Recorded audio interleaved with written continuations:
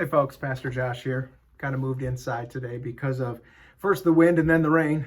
But I want to share with you the Psalm of the day. The Psalm of the day that I've selected is Psalm 30. And at the beginning of this, if you have your Bibles and you open them up, you'll see that this is a psalm, a song for the dedication of the temple, and it's a psalm of David. Now David's son Solomon had built the temple and was in the process of dedicating it, and they selected this psalm to be sung in honor of the dedication of the temple and the glory of the Lord descending on the temple. And it's quite a beautiful song or psalm, but it doesn't quite make sense as something to dedicate the temple at first until we look at it a little bit more deeply. But I'll read that for you now.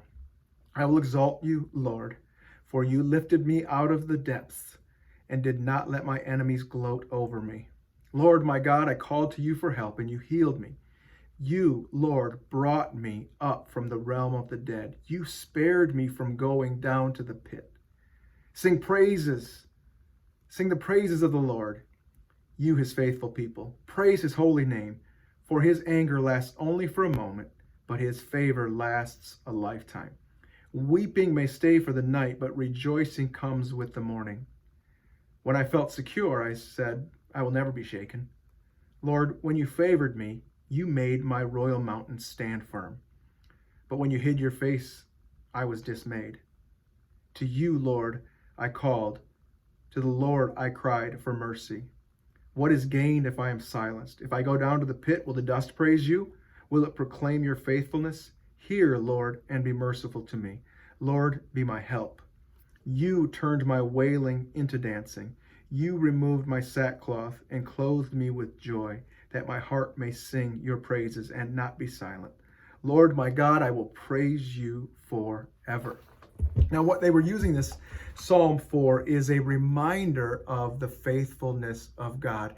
David's life, in so many ways, mirrored the history of the Israelite people who had their difficulties, who went into captivity in Egypt and felt like God had ignored them, and they cried out to Him, and in their fear and in their sadness, God heard them, and He sent a deliverer to them.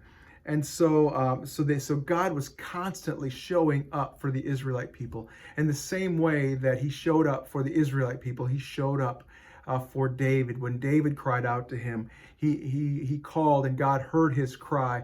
And David even talks about how in the confident times in his own life, he didn't listen for God. He didn't talk to God. And because he ignored God and forgot about God's presence in his life, God stopped speaking. God stopped offering him his protection automatically, and he went through troubles again and had to call out to God. And so as they're dedicating the temple to the Lord, it's an establishment of them as a people, God permanently residing with them. And it's a warning to not turn away from God. There was no greater glory for the people of Israel than when the temple was dedicated. It was as good a times as they could possibly have. They were prosperous beyond measure. And so as they read this psalm, Solomon in his wisdom is using this psalm to remind them that this is about God. This is about God bringing us through. This is about God bringing us to this point.